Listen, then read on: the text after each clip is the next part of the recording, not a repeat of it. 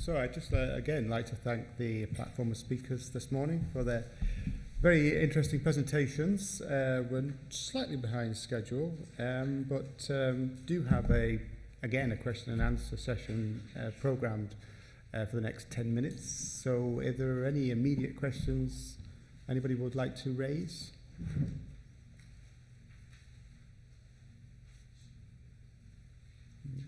Yes, here, thank you.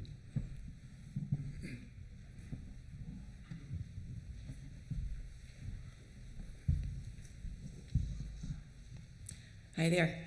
I wondered if any of the panel could say what consideration has been given to including food systems within smart city models and initiatives, and if no consideration has been given to that, do you think we're perhaps missing a trick, given that several significant studies put carbon emissions or greenhouse gas emissions from our food system at around 30%, and the reduction of greenhouse gas emissions seems to be a key driver in a lot of this process? Yes, thank you. Yeah, Glasgow has been looking at sustainable food. I mean, there are a number of cities in the UK who have been declaring themselves as sustainable food cities. I think probably part of the issue here is that there's not a lot of data, if I can put it that way. I mean, I know you're talking about some elements of the food chain and the food system. There's not a lot of data for cities like Glasgow to work with, to be perfectly honest. And a lot of the focus at the moment about Glasgow as a sustainable food city is about the kind of the strategy and the policy and what we could do maybe to encourage. There's not a lot, if you like, of technology that's currently available to a city like Glasgow that would allow us to use data to make it a kind of smarter decision making in the way that I'd spoken about, for example, or Richard mentioned about energy, or what I said about travel or transport. So there is a wee bit of a gap in the market for cities like Glasgow, and at the moment probably that discussion about food, and you're quite right to highlight food because it's a key element of a city life. The moment that discussion is probably more on a strategic level and about us encouraging as opposed to really doing anything in the same way as we are doing with energy at the present time. Richard? Yeah, one of the issues when you're analysing cities is where do you put the boundary? Because the political boundaries are entirely imaginary. The systems that support your city can extend for very, very long distances beyond that. So, the M8 starts, if you're in Glasgow, starts 40 miles away. The water comes from 50 miles away. The energy can come from hundreds of miles away. And likewise, the food can come from hundreds of miles away.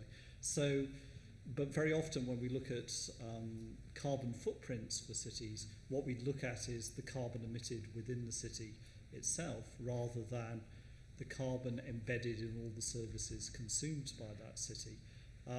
And I think so food, I would say, is exactly one of those issues. But I think personally, I think it's a slightly artificial construct to say, is the food produced within the city? I don't think that really matters whether it's locally produced or not. If it's lower carbon and more sustainable to produce it 50 miles away, great, let's produce it 50 miles away.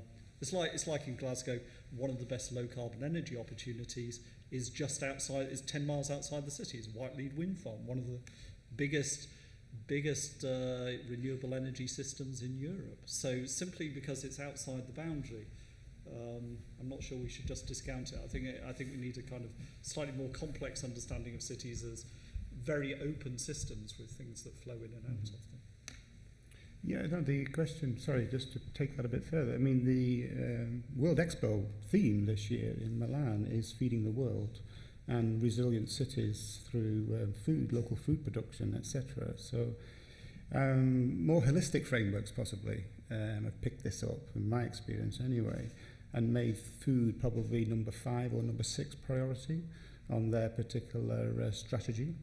So it is a structural, principal component of any strategy for moving towards particularly, a low carbon footprint in that sense. Yeah. Okay, so there's some questions down here. Yes, thank you. My name's David Samavel from the University of Edinburgh. I think this session has been fascinating because it's opened up the carbon agenda to these wider issues of transport and data. And I sort of raise a flag for the Informatics Institute at Edinburgh, who I don't think are fully engaged in this, and so I just put there's a flag that there's an opportunity. There's some extraordinarily bright people in the School of Informatics. It's fourth in the globally, and so on. And tickling some involvement out there might be an opportunity for those of us based in Edinburgh. And particularly at the moment, Edinburgh's bidding for a place at the table for a UK Turing Institute and a Data Technology Institute. We're considering building an extension of the Informatics Forum for that. So there's an intellectual potential there in the same way that you described at Manchester, that the involvement of the higher education institutions in the city. Okay, thank you very much. Yes, please. I come back to on a pragmatic thing, if I could, a supplementary, about this interrelationship between heat and power. And I think some of us felt a little bit unhappy with the end of the first session. Oh, no, we're just looking at the electricity. And the imperative of any more discussion about interrelationship between the heat and power and optimizing, as you started describing it at Manchester. Would you like to? I'll tackle the informatics piece, which, because we're probably in competition, actually, our university in competition with yourselves on the Turing Institute for that. What we haven't touched upon, I think, is when data gets really interesting, when you start to mash up different sets of data. We're doing some work in Manchester where we're mashing up, and that's the trendy phrase, isn't it, mash up, where we start to integrate sets of health data around asthma sufferers, around air quality, but also where congestion will occur.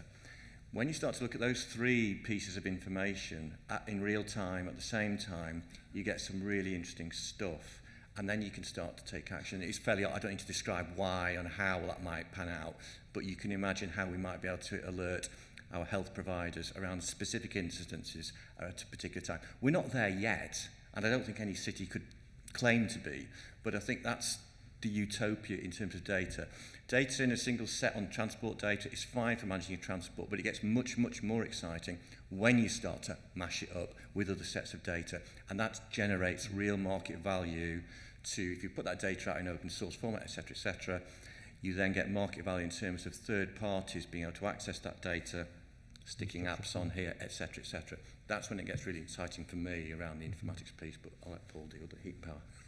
I just think it's a really interesting area where, I come from an electricity background, and we talk a lot about smart grid and we talk a lot about electricity, but actually we're moving to a world of whole systems and whole system modelling. We talk about ESCOs a lot, but there's a concept now of a MUSCO, so a multi-utility service company. Now, does that necessarily need to be energy? I don't think it could be communication, it could be data, it could be whatever we want it to be. And one of the key things we're looking at in Triangulum is, heat's currently unregulated in the UK.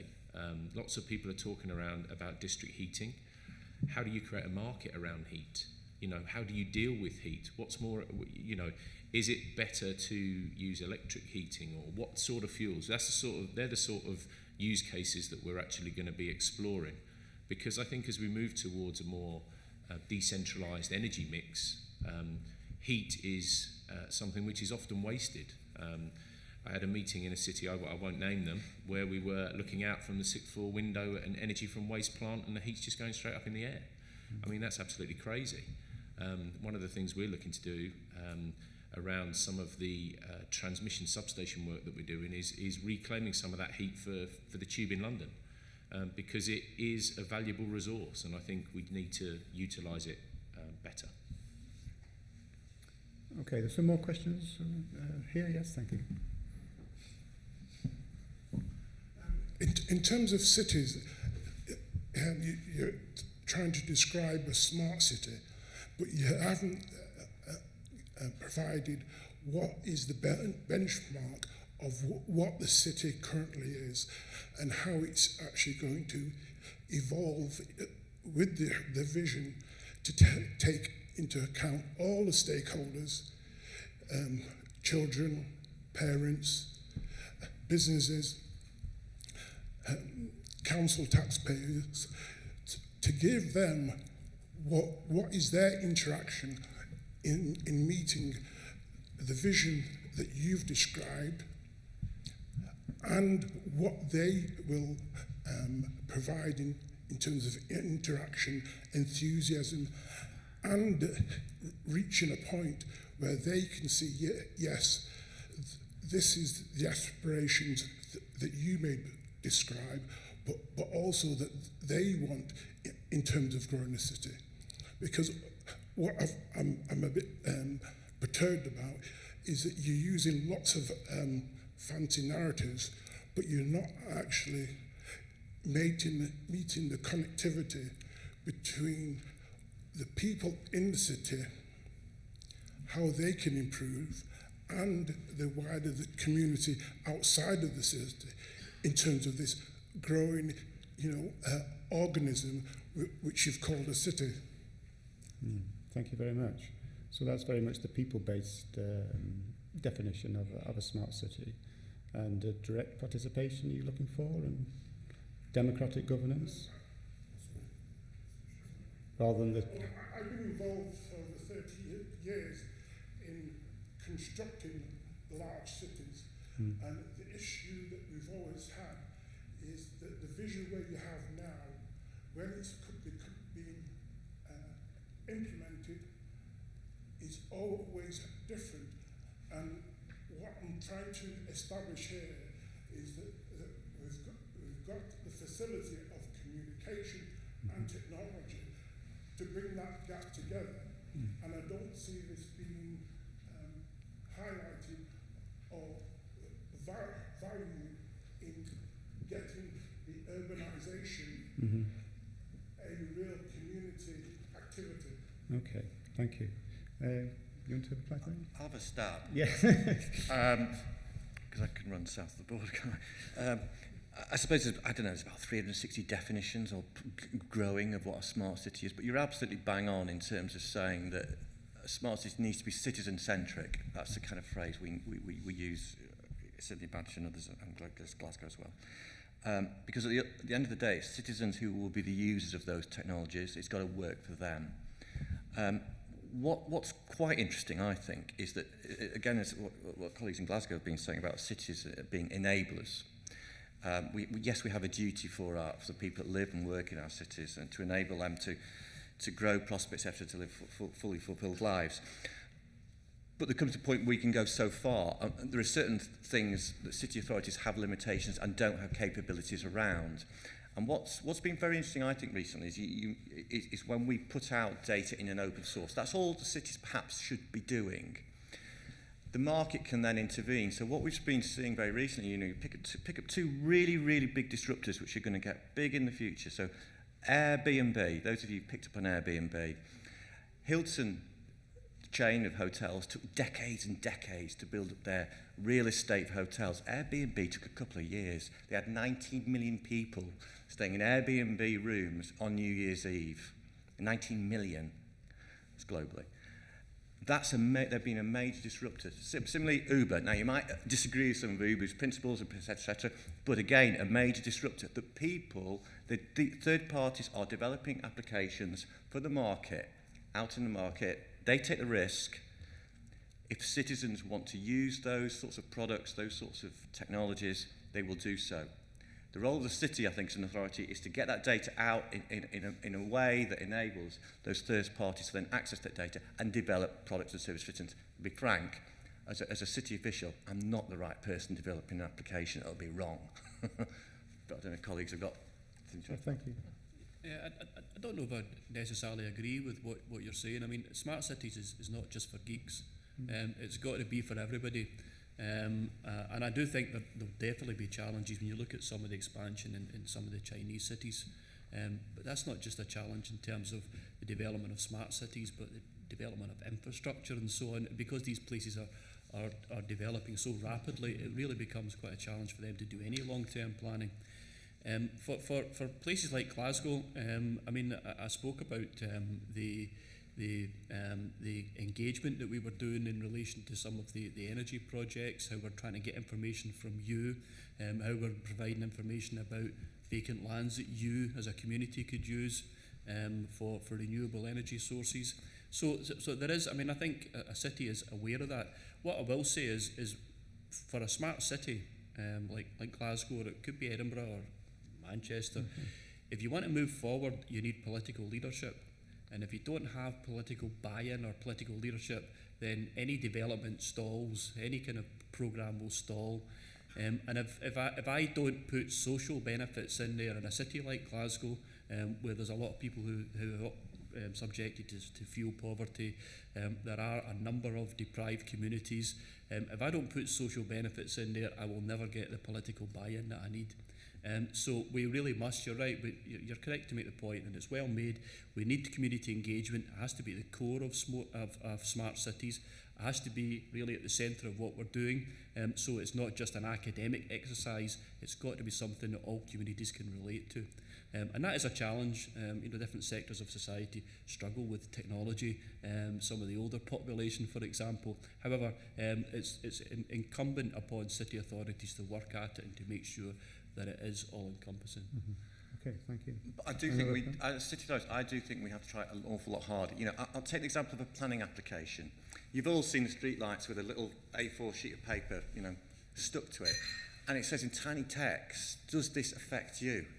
I mean, who's got the time to read something like that? We have to be much smarter as city authorities in terms of how we engage with our community. Yes, using social media, we have to be a lot cleverer. That's just simply for me, and I'm not speaking as a politician, that's not good enough in terms of a 21st century, what's available in terms of technology and how we should be engaging with our citizens.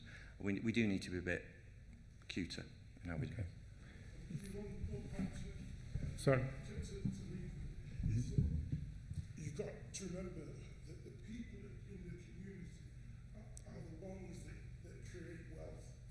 And if you have a better connectivity with them, you will actually get a better growing city. And to me, the city is one of the things that you should try and encourage is more connectivity and understanding, so that you shorten these routes to making wealth, both for the city and the individuals. Okay, thank you very much. That's a very powerful point for us to finish on this morning. Lunchtime, okay? Thank you very much indeed. Thank you.